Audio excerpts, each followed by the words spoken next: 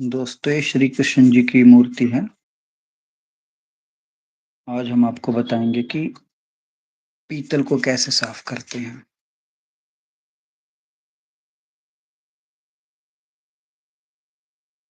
इसमें जो पानी है, उसमें नमक और नींबू डाला हुआ है। ज़्यादा कुछ बड़ी चीज़ नहीं है।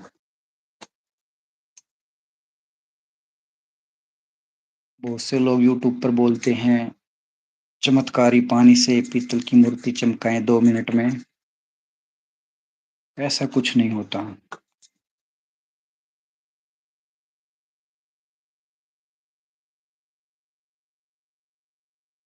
बस पानी सिंपल है, जिसमें नमक और नींबू डाला हुआ है। ऐसा कोई जादू नहीं होता कि भई जिसमें मेहनत ही ना करनी पड़े और काम फटाफट हो जाए। हर चीज़ मेहनत माँगते हैं।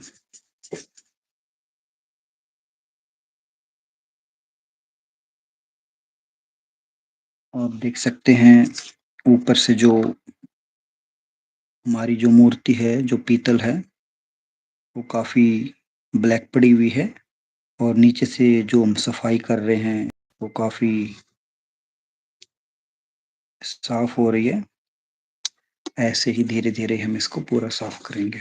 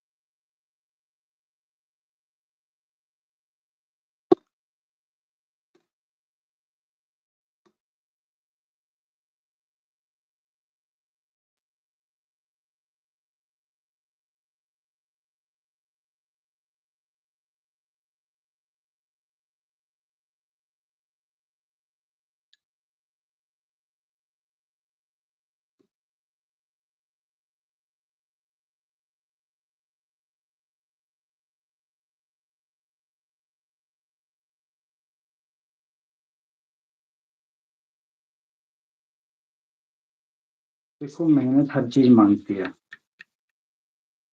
कोई भी काम पलक झपकते ही नहीं हो जाता।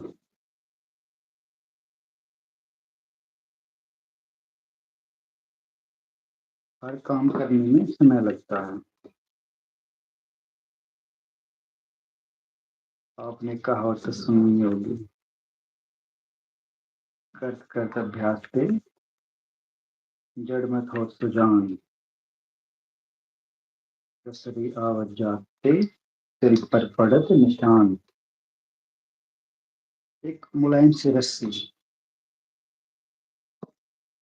बार-बार आने और जाने से एक पत्थर पर निशान डाल देती है, जबकि इस पत्थर कितना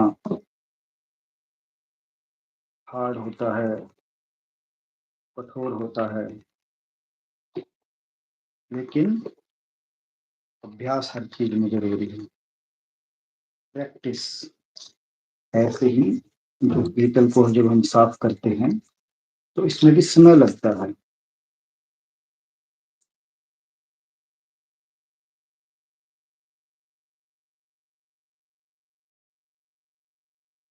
आप देख सकते हैं, ऊपर से अभी भी डार्क है और नीचे हमारा पीतल बिल्कुल साफ और क्लीन होता दिखाई दे रहा है।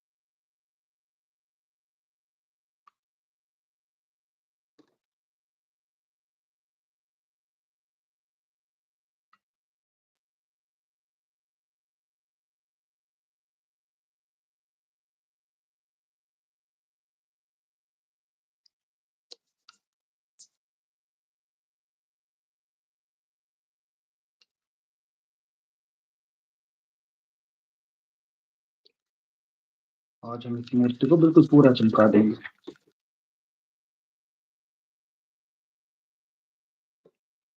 हमें हर चीज में लगता है दोस्तों, लेकिन जब मेहनत निखर के आती है ना, तो बड़ी खुशी होती है। ये भगवान श्री कृष्ण जी की पीतल की मूर्ति है।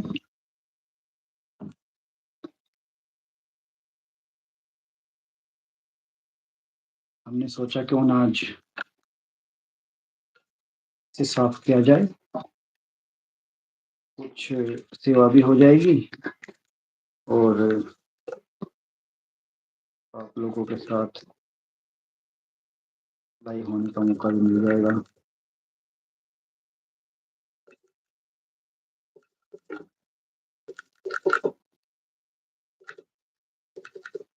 लोग यूट्यूब पर इस पानी को जादुई पानी बोलते हैं। ये जो पानी आप देख रहे हैं, ये जादुई पानी कह के यूट्यूब पर इसको, जादू नाम की कोई चीज नहीं होती।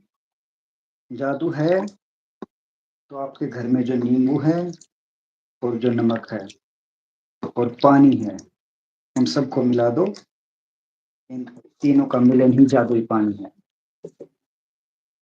नींबू काट करता है, नमक गंदगी को गला देता है, जिससे मूर्ति, इससे तांबा ही नहीं, पीतल ही नहीं, कई सारी धातुओं में भी पानी इस्तेमाल होता है सफाई करने में। आज आप लाइव देखो।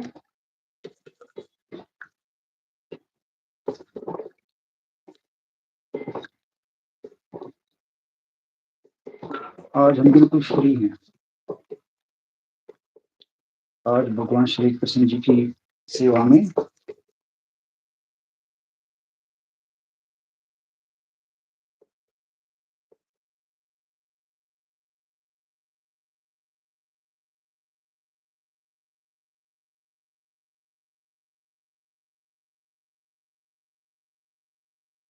हमारी टेबल ज्यादा हिल रही है, लगता है कुछ लगाना पड़ेगा, कागज लगाना पड़ेगा शायद। मैं मंगवाता हूँ ताकि शोर ज्यादा ना आए।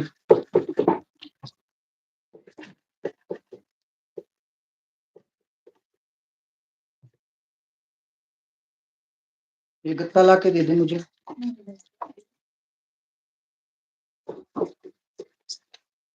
ये देखो दोस्तों, कितनी साफ नीचे से हो गई है, बिल्कुल सोने की तरह है।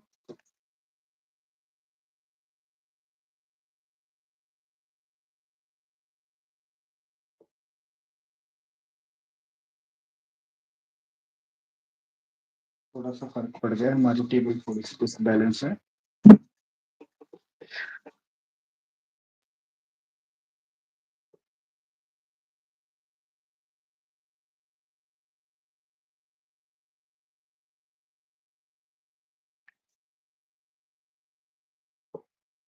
हम अपने चैनल पर भागवत कथा भी चलाया करेंगे, आप लोग सब्सक्राइब कर लें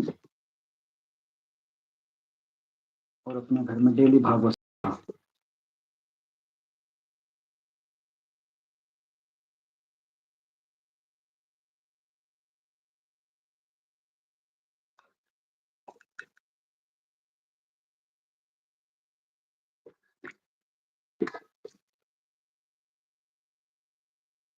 आप लोग वीडियो देख तो रहे ही हैं, साथ साथ राधा नाम जप भी कर लो, कुछ जीवन का उद्धार भी हो जाएगा। क्यों अपने जीवन को व्यर्थ करवाते हो।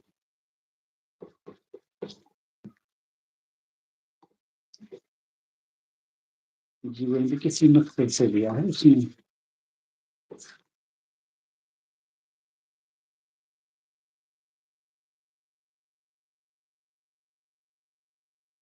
ये देखो, ऊपर में और नीचे में डिफरेंस देखो, यहाँ से बिल्कुल साफ हो गया है और ऊपर का हिस्सा अभी भी काला है। तुम धीरे धीरे आगे बढ़ रहे हैं तो बिल्कुल सोने जैसा चमका देंगे।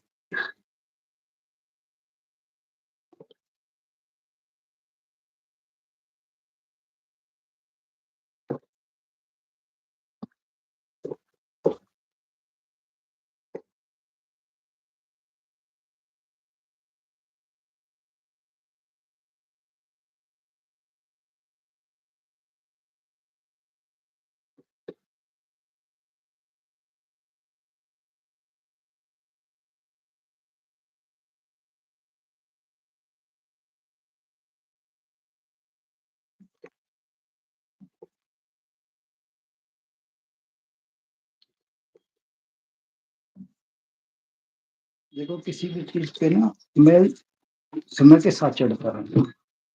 हम सोचते हैं उसको 2 मिनट में, बस 2 मिनट में इसको खत्म कर दें, जबकि ऐसा नहीं होता। ऐसी ही सेम हालत हमारे मन की भी होती है। उसपे भी बहुत सारा मैल होता है। जब हम भक्ति करते हैं तो उसको भी साफ करने में समय लगता है। तो ऐसे ही ये मैल है।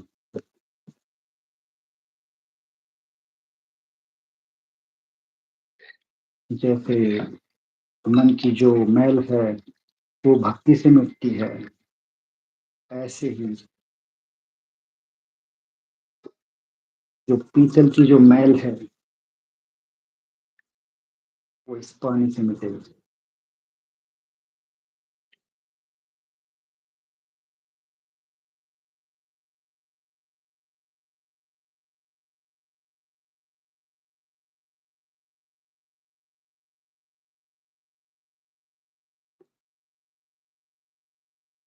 कृष्ण जी की बांसुरी पे हम आ गए हैं।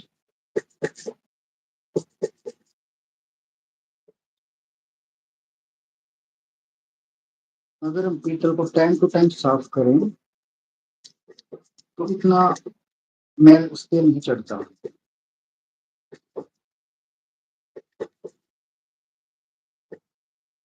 इसलिए हमें रूटीन में सफाई करनी जरूरी है।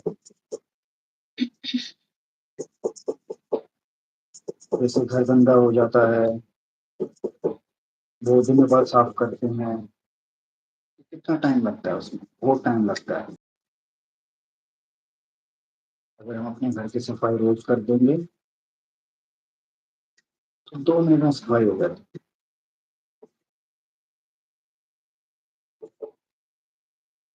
ऐसे ही हमें अपने घर में जो मूर्तियां रखी हैं पीतल की, उनको वीकली साफ करना जरूरी है।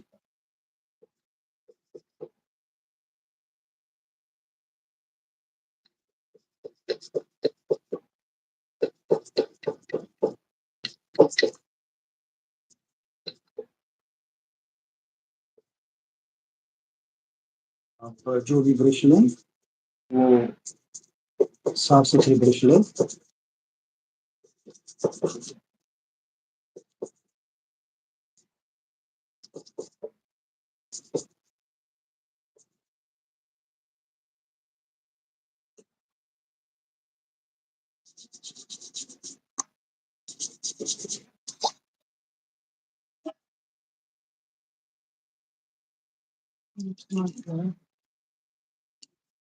तो चमकने में थोड़ा सा समय लगेगा, क्योंकि ऊपर लोग फेक दिखाते हैं।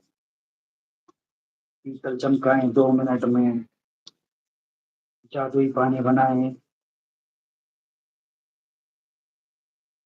जादू तो भैया मेहनत से होती है।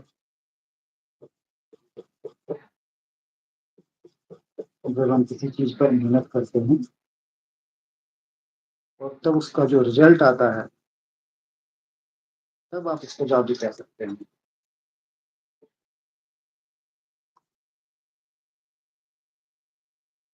आज हम बिल्कुल फ्री हैं।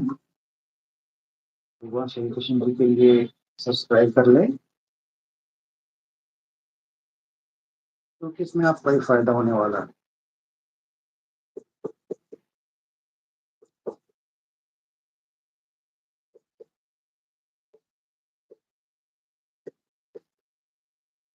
ये जादुई पानी जिसको लोग बोलते हैं वो यही है।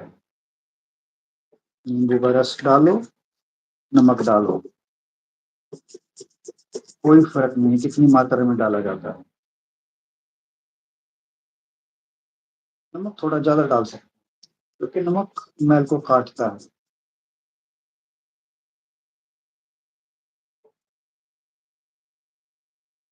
और जब नमक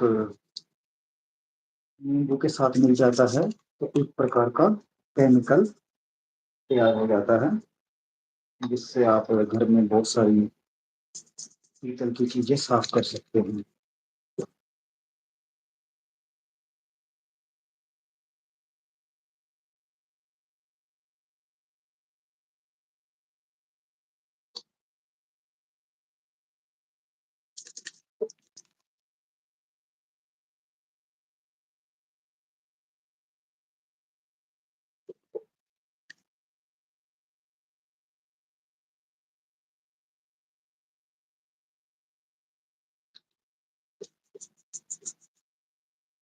इस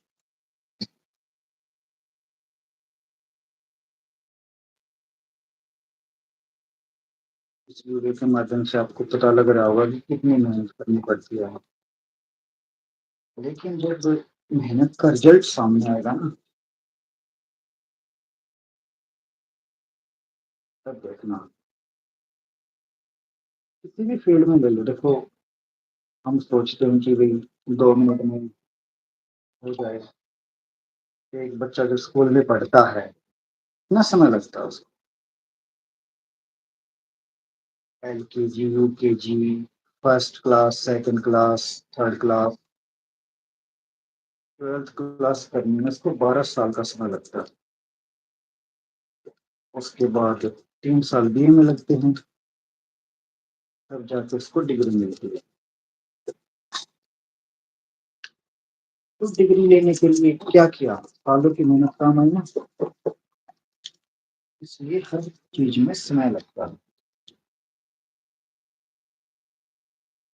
श्री कृष्ण की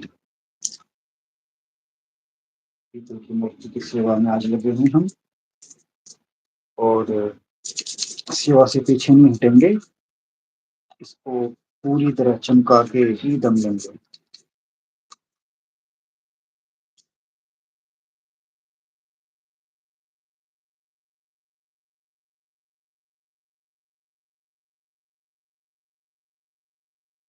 आजकल AI का जमाना है, लोग सब सच मान लेते हैं, लेकिन सच वही होता है जो सामने होता है। और सच यही है,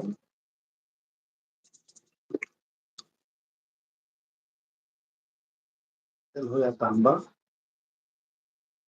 चमकाने में समय तो लगता है।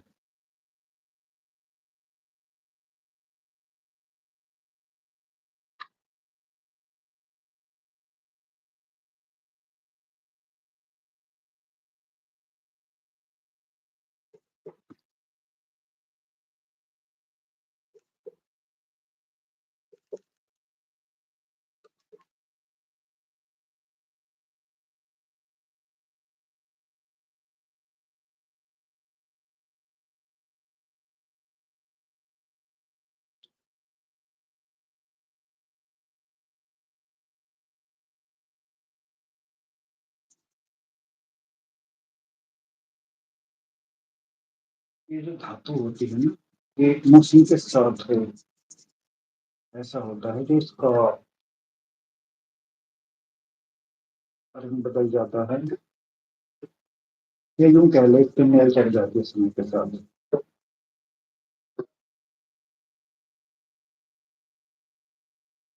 इतना लंबा समय हम लगाएंगे, तो ये मूर्ति अच्छे से साफ होगी।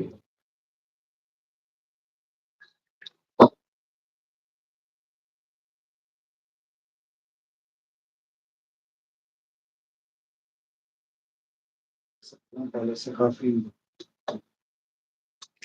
साफ हो गया है।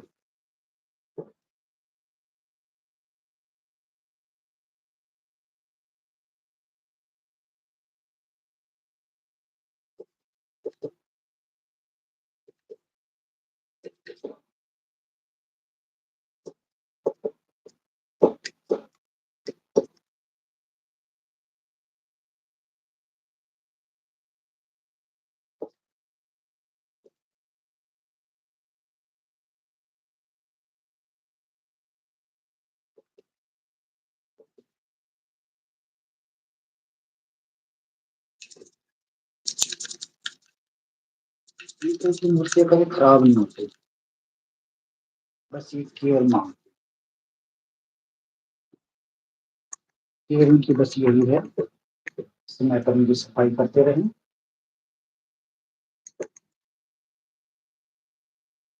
ये जो मेरे पास मूर्ति रखी है, ये लगभग 1 साल से साफ नहीं हुई है।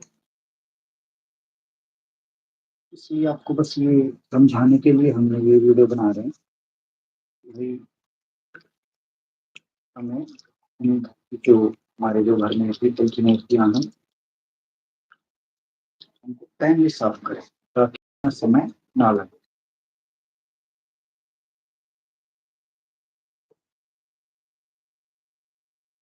ये साफ सुथरी हो जाती हैं, घर में रखी हुई बहुत सुंदर लगती हैं।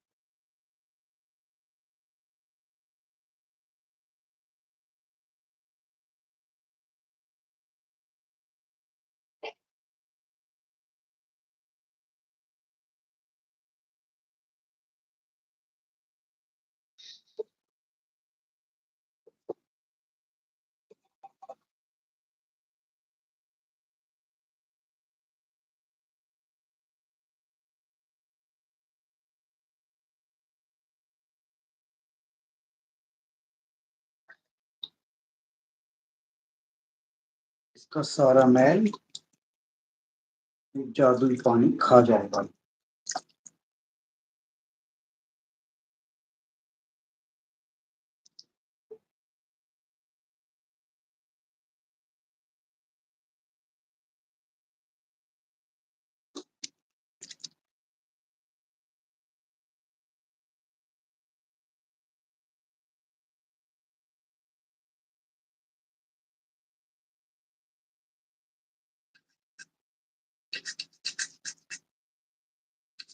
हमेशा अपनी मेहनत पे भरोसा रखो कि हम कर सकते हैं,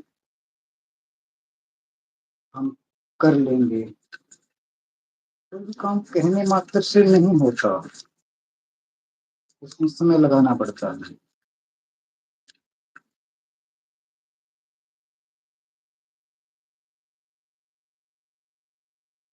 ऐसे ही लोग श्री कृष्ण भक्ति तो करते हैं, लेकिन बस ऊपर से राधे राधे, अंदर से वही काला मन। अपने मन को साफ करो। मन को साफ करने की युक्ति सिमरन है।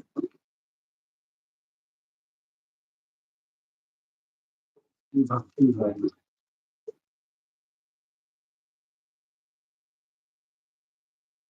भगवान की भक्ति करने के लिए पर्टिकुलर कोई एक नाम की जरूरत नहीं होती, किसी भी नाम से इसको पुकार सकते हैं। तो जिस भी नाम से पुकारोगे वो सुनता है।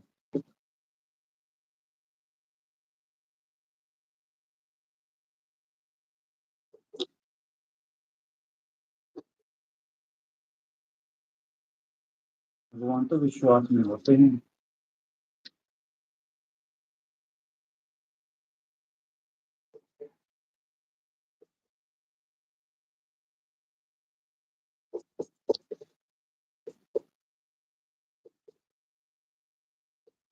जब हम गाड़ी सीखते हैं तो हमें विश्वास रखना पड़ता है कि हम गाड़ी सीख जाएंगे। हमारे अंदर आत्मविश्वास होता है कि हम जरूर गाड़ी सीख लेंगे। ऐसे ही जब हम भक्ति करते हैं, भक्ति के लिए भी इसी आत्मविश्वास की जरूरत पड़ती है कि हम जरूर कामयाब हो जाएंगे।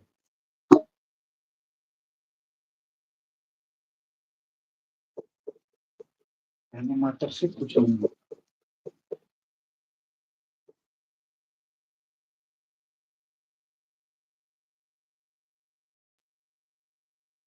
उसकी आज मेहनत कर रहे हैं और आप लोगों से बात भी कर रहे हैं।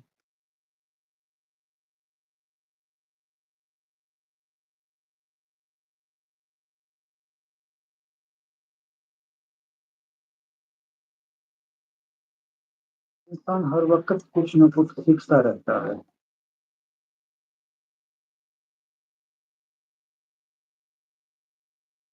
इंसान बूढ़ा हो जाता है तो तब भी सीखता ही रहता है। और सीखते सीखते ही इस दुनिया से चला जाता है। बस एक ही चीज नहीं सीख पाता इंसान,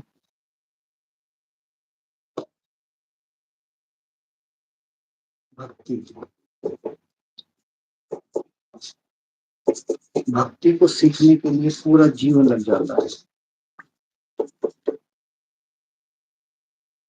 ये कुछ नहीं है। भक्ति एक मन की अवस्था है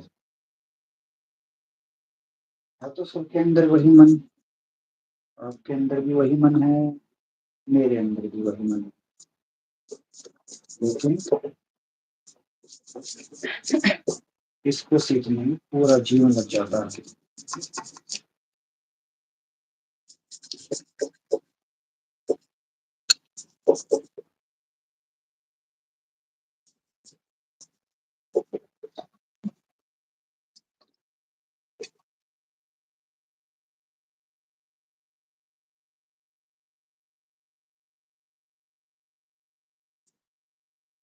इस जीवन में सीखने लायक अगर कोई चीज है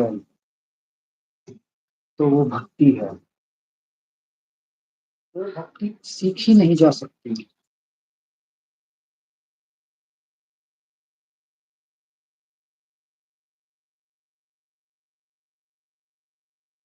उसको बस महसूस किया जा सकता है। जब कोई परमात्मा का ध्यान करता है, भगवान का ध्यान करता है किसी भी रूप में, तो वो प्रेम ही भक्ति होती है। लोगों में नफरत है, एक दूसरे को निंदा चुगली करते हैं।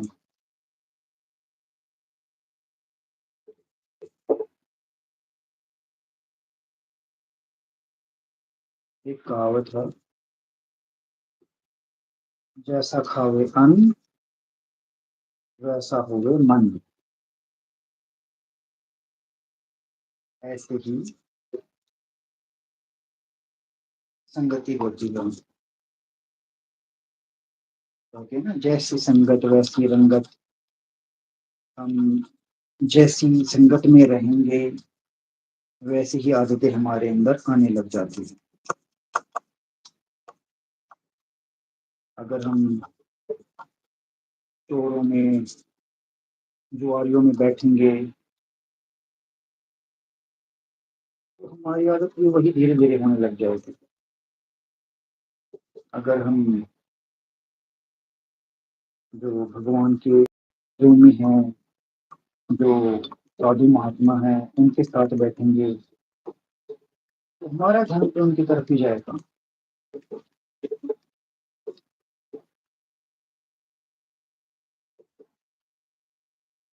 तो भक्ति से जुड़ते नहीं हैं।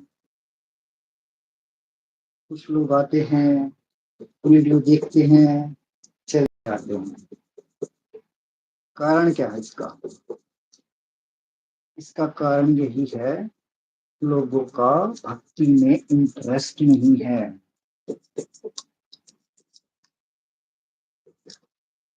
वो आखिरी समय आता है, फिर वो चीखते चिल्लाते हैं, हे राम ये क्या हो गया,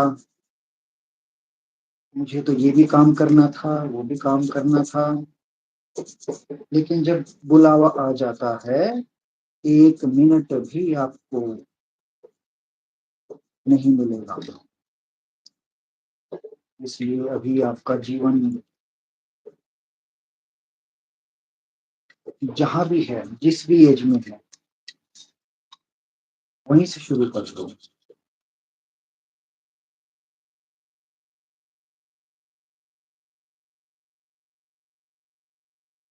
कि एक मन की अवस्था है और वो अवस्था आपको परमात्मा से प्रेम करके ही प्राप्त होगी। मीराबाई जी थी, उनको कहा गया श्री कृष्ण की सबसे बड़ी भक्त। कैसे?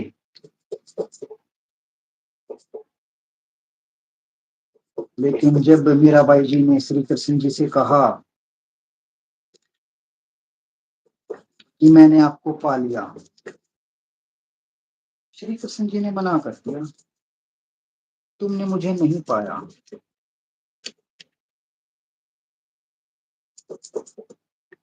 फिर उसने क्या किया? श्री कृष्ण जी ने कहा,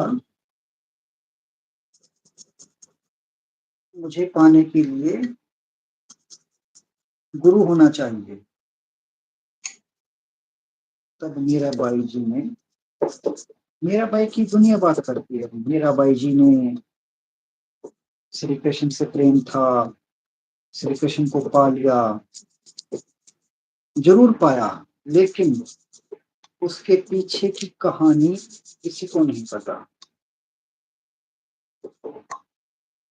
उसके पीछे की कहानी यही है, जब मीराबाई ने गुरु धारण किया, मीराबाई जी के गुरु जी थे रविदास, संत रविदास।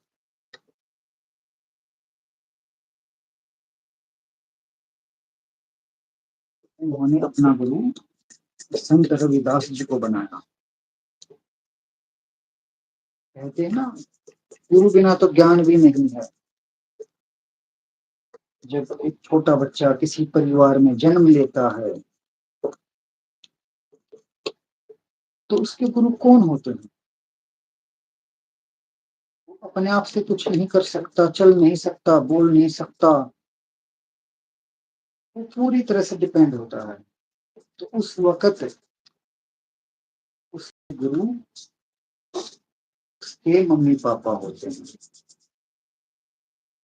जिन्होंने उसको चलना, बोलना, खाना पीना सब सिखाया। तो यहाँ पर हमें ये जो भक्ति का मार्ग है, हम सोचते हैं कि हम खुद कर लेंगे, नहीं कर पाएंगे। गुरु जरूरी है, गुरु बिन ज्ञान नहीं।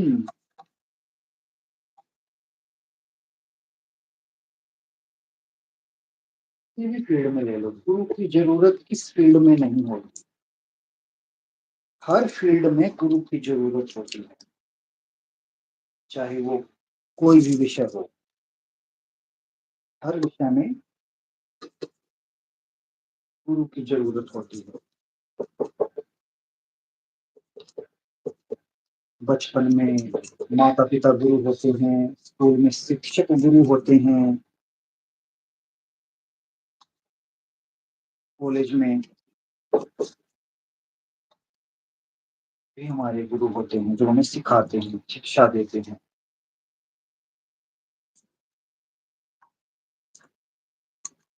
उसके बाद भी हम सीखते रहते हैं। जीवन एक काफी लंबी अवधि है, जिसके साथ हम सीखते हैं।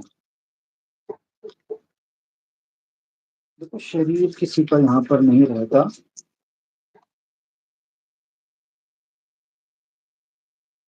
कोई 20 साल में चला जाता है, कोई 30 साल में चला जाता है, कोई 80 90 100 साल तक भी जी जाता है, लेकिन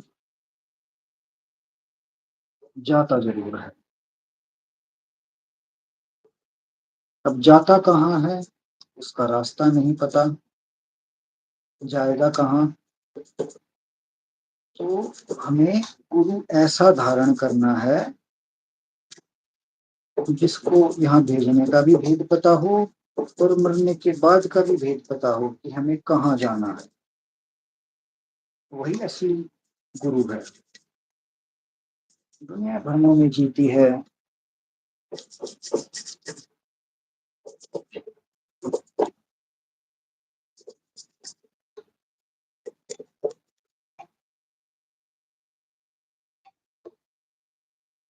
तो मेहनत है ना, मेहनत वो हर फील्ड में करनी पड़ती है।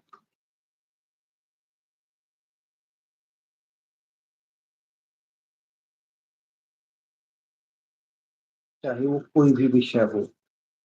पढ़ाई करने में 12वीं करोगे तो 12 साल लगेंगे, बल्कि ज़्यादा ही, क्योंकि एलकेजी, यूकेजी भी जुड़ गई है आजकल तो। पहले ज़माने में ये नहीं होता था। लोग भक्ति तो करते हैं, लेकिन अनेकता की, एक प्रभु में विश्वास नहीं करते। प्रभु कौन है? प्रभु कोई शरीर नहीं है। प्रभु एक अलौकिक ताकत है, जो इन खंडों ब्रह्मांडों से परे है।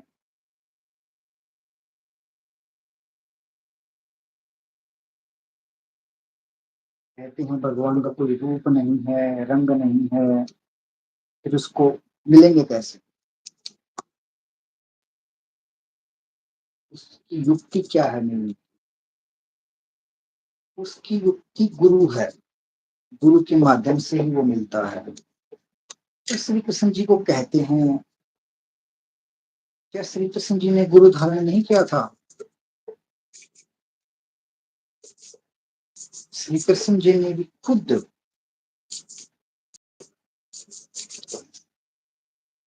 गुरु धारण करके ये साबित किया कि हर इंसान को गुरु की आवश्यकता होती है।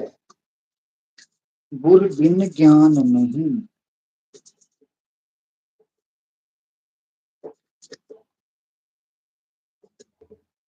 श्री कृष्ण जी को एक साधारण इंसान समझने लगते हैं लोग। वो दिखेगा तो एक स्पिरिचुअल वे में दिखेगा। वो शरीर नहीं है, वो एक ताकत है, एक स्पिरिचुअल ताकत, जिसको महसूस किया जा सकता है। जब हम भक्ति करते हैं, परमात्मा का कोई भी नाम ले लो आप, उसको जब आप जप करते हैं, तो आपको धीरे धीरे महसूस होगा।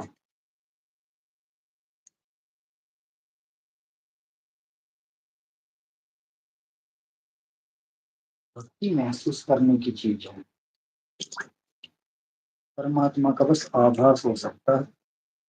ये आंखें तो उसको देख तक नहीं सकती। आज हम श्री कृष्ण जी की इस मूर्ति को साफ करने के जरिए एक भक्ति वार्तालाप आप लोगों के साथ कर रहे हैं।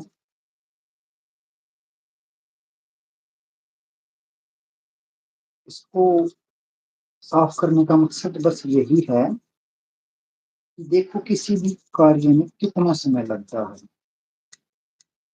जब हम अपने मन को साफ करने की कोशिश करते हैं, सरोवरों में जाते हैं, कोई हरिद्वार नहाता है, कोई किसी सरोवर में नहाता है, सोचते हैं कि हमारे पाप कट गए, जबकि ऐसा कुछ नहीं होता।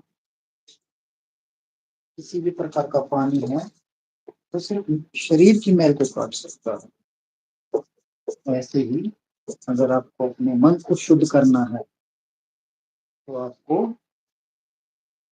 उस एक परमात्मा की भक्ति में लगना होगा।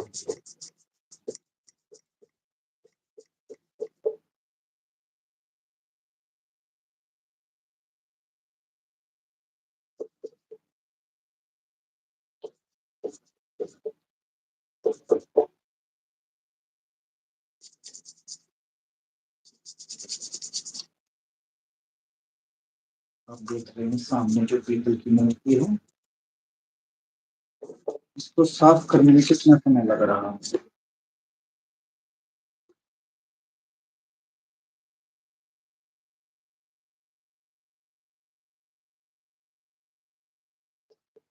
बहुत से लोग कहते हैं इतनी मेहनत करने की जरूरत क्या है।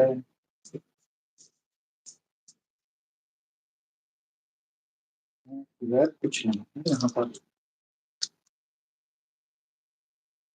मेहनत हर फील्ड में करनी पड़ती है, तभी उसमें कामयाबी होती है।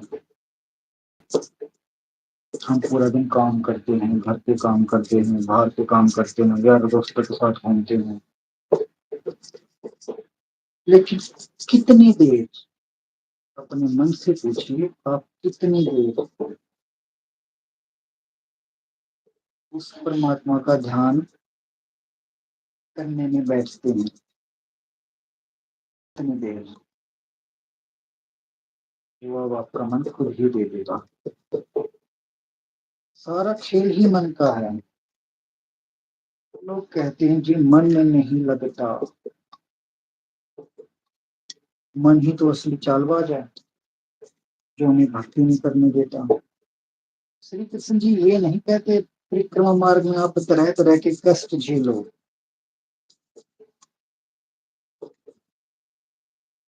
उल्टी लटको, टेढ़े मेढ़े चल के मेरे पास आओ। उनका ये उपदेश कभी रहा ही नहीं।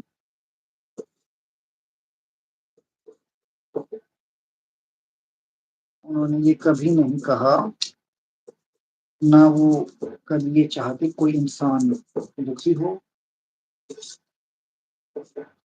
वो बस भक्ति चाहते हैं तो अपने मन को साफ करो और अंदर से साफ करो।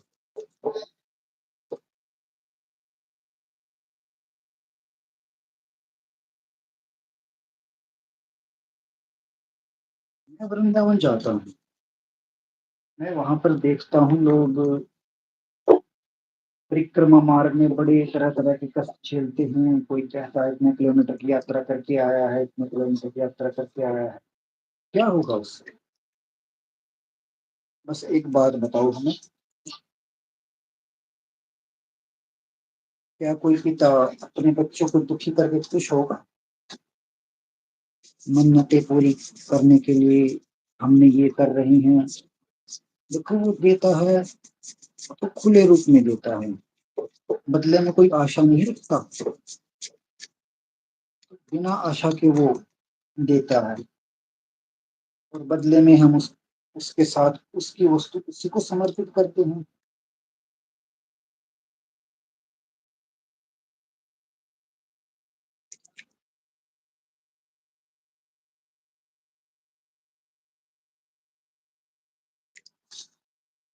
इसमें सब कुछ दे रखा है, उसी को वापस करेंगे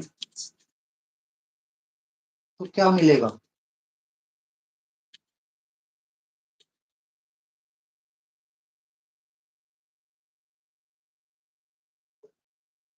बहुत से लोग वहां पर वृंदावन आते हैं, बरसाना जाते हैं, रास्ते में बड़ी दूर दूर से बड़े बड़े कष्ट झेल के वहां पर पहुंचते हैं। मेरी ये मन्नत पूरी हो जाए, मैं ये करूंगा, मेरी मन्नत पूरी हो जाए, मैं वो करूंगा। श्री कृष्ण जी का ये उपदेश कभी नहीं रहा कि भाई तुम ऐसे मांग के तुम्हारी इच्छाएं पूरी करके और तुम ऐसे परेशान होके मेरे पास आओ। नहीं, उन्होंने सिर्फ भक्ति का मार्ग दिया। भक्ति करनी है, ना कि अपने शरीर को दुख देना है। वो कहते हैं ना, बिन मांगे सब मिले, मांगे मिले ना भीख। जब हम श्री कृष्ण जी की सच्ची भक्ति में लगेंगे, कुछ मांगने की जरूरत ही नहीं पड़ेगी।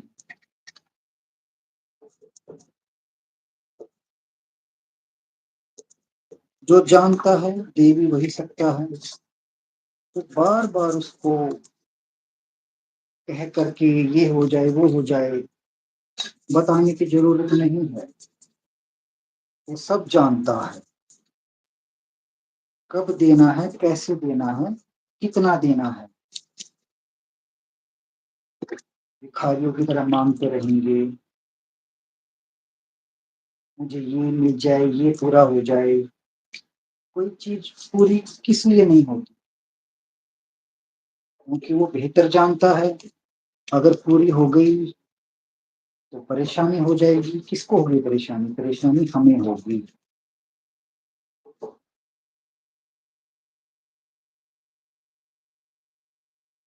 आप अपने से पूछो, एक छोटा बच्चा है जो बीमार हो गया है और वो आइसक्रीम मांगता है, चॉकलेट मांगता है। अगर हम उसको बीमार की हालत में ये सब देंगे तो क्या होगा? और ज्यादा बीमार हो जाएगा। ऐसे ही परमात्मा हमारे सबके साथ ऐसा ही करता है। जो उसको ठीक लगेगा, जो उसको अच्छा लगेगा, जो हमारे फायदे के लिए होगा, वो वही चीजें देता है।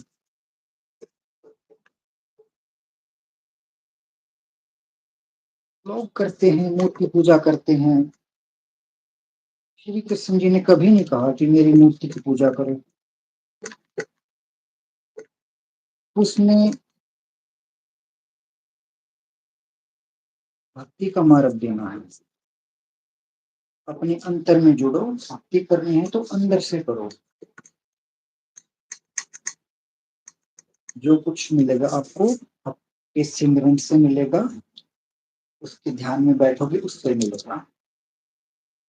तो मूर्ति पूजा एक शुरुआत हो सकती है, सार नहीं है। सार वस्तु आपके अंदर है।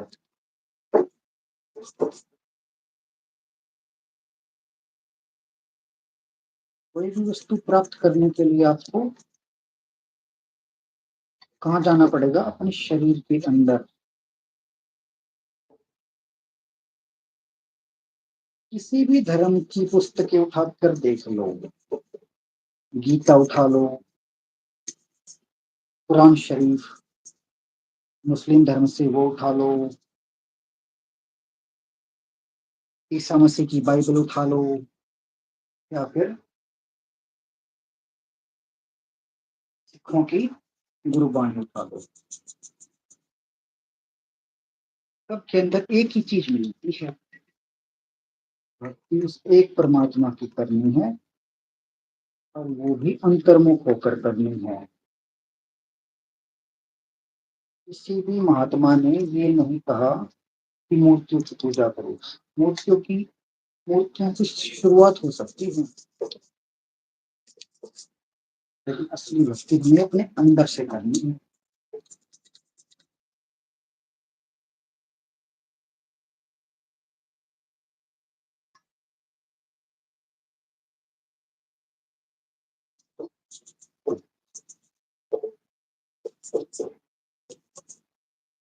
किसी भी महात्मा को ले लो, जब भी ध्यान करते हैं आंख बंद करके करते हैं। आंख बंद करने का मतलब है कि वो परमात्मा हमारे अंदर है, बाहर तो है ही नहीं। कहीं पर भी जाते हैं, बस तो पूजा करना बुरा नहीं है, ये शुरुआत है। और पूरी जिंदगी शुरुआत में ही आप निकाल दोगे तो फिर भक्ति नहीं होगी। भक्ति करने के लिए आपको बैठना पड़ेगा, उसके ध्यान में लीन होना पड़ेगा, उसका नाम जप करना पड़ेगा।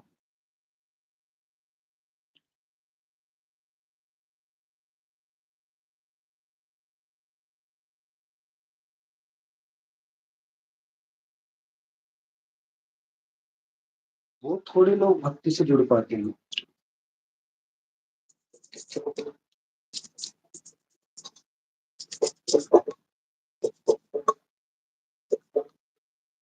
जैसे पीतल की मूर्ति को, श्री कृष्ण जी की पीतल की मूर्ति को साफ करने का मकसद आपसे एक आध्यात्मिक वार्तालाप है, इसका मिशन, ताकि आप लोग जुड़े रहें और आपकी होती क्या है उसको जान लो।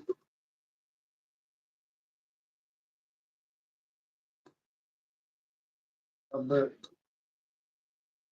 कभी ध्यान दिया है, जब श्री कृष्ण जी महाभारत देखते हो आप लोग, जब भी कुछ घटना होती है, शंख की आवाज आती है, मुरली की आवाज आती है, बद्दल के कड़कड़ाहट की आवाज आती है, वो क्यों आती? ये एक सिंबल है उस ध्वनि की तरफ जो सर्वव्यापी है, पूरी सृष्टि में गूंज रही है। उसकी तरफ ध्यान नहीं होता, पंडितों के चक्कर में लगे रहते हैं। पंडित जी ये उपाय कराएंगे, पंडित जी वो उपाय कराएंगे। अगर आप परमात्मा में विश्वास रखते हैं, आपको किसी उपाय की जरूरत नहीं है। परमात्मा को किसी भी रूप में मान लो, वो हमेशा आपके साथ है। बहुत से लोगों का ये विश्वास होता है कि आज घर में जोत नहीं लगी, हाय पता नहीं क्या हो जाएगा। कुछ नहीं होना। अगर परमात्मा से प्रेम है तो क्या वो नुकसान करेगा कोई?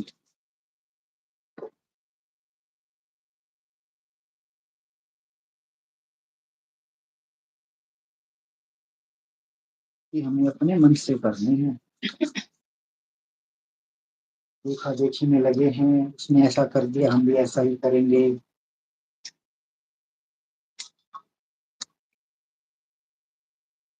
देखो इस मूर्ति में कितना मैल जमा हुआ था, और सब धीरे धीरे उतर रहा है। ऐसे ही हमारे मन के अंदर भी ऐसा ही इतना ही मैल है। क्या उसको साफ करने में समय नहीं लगेगा? उसको साफ करने के लिए भी समय लगेगा। और वो जो मैल है वो किससे साफ होगा? नाम सिमरन से साफ होगा। चाहे किसी भी रूप में किसी भी नाम से उसको पुकारो, वो सुनता है। आप एक कदम उसकी तरफ बढ़ाओगे ना, वो 100 कदम आपको लेने आएगा। शुरुआत हमें करनी है।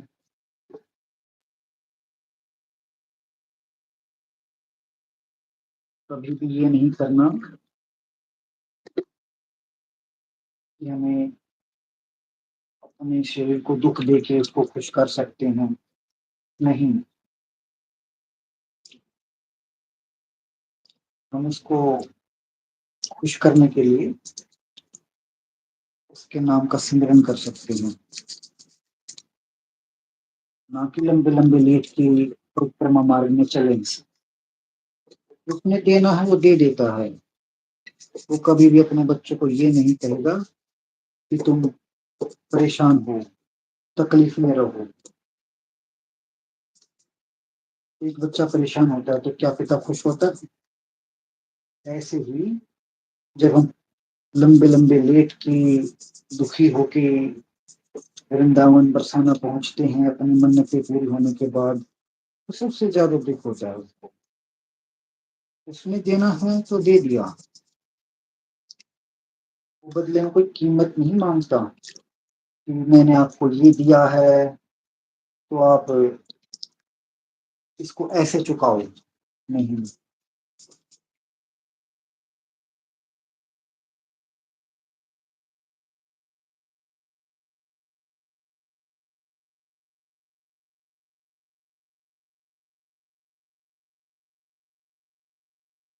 अब हम ऐसे ही एक मूर्ति और कोशिश करेंगे साफ करने की, श्री कृष्ण जी की।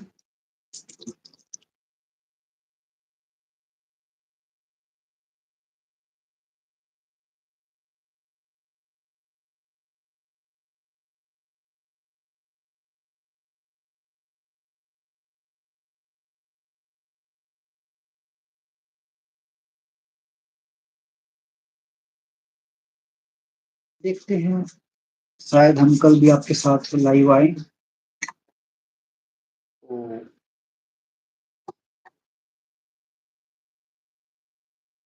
ये लगभग में 1 घंटा हो गया आप लोगों के साथ बात करते हुए।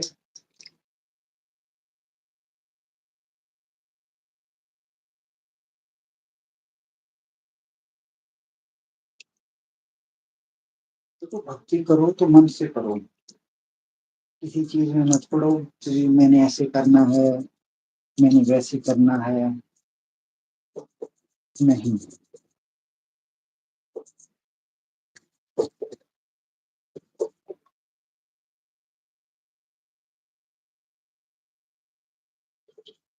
परमात्मा को याद करने के लिए कोई कोई समय नहीं होता।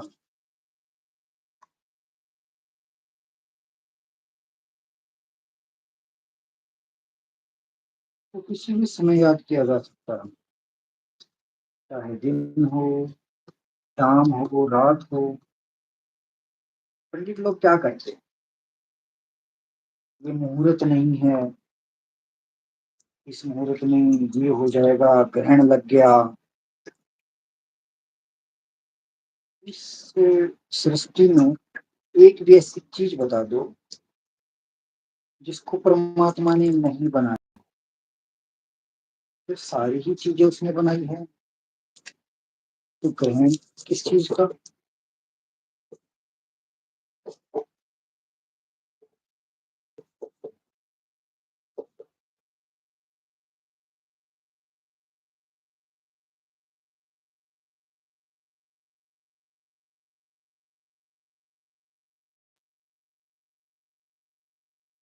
हम वीडियो को यहीं पर बंद करते हैं। पीतल की मूर्ति साफ हो गई है हमारी, और इसको साफ करने का मकसद आप लोगों को अपने मन के मैल को साफ करने का ज्ञान देना था। जैसे इसमें समय लगा साफ करने में, ऐसे ही हमें अपने मन को साफ करने में समय लगेगा। और हमारा मन कैसे साफ होगा? वो नाम भक्ति से होगा। तो आप लोग भी नाम भक्ति से जुड़े और उस परमात्मा का साक्षात्कार अपने अंदर ही करें।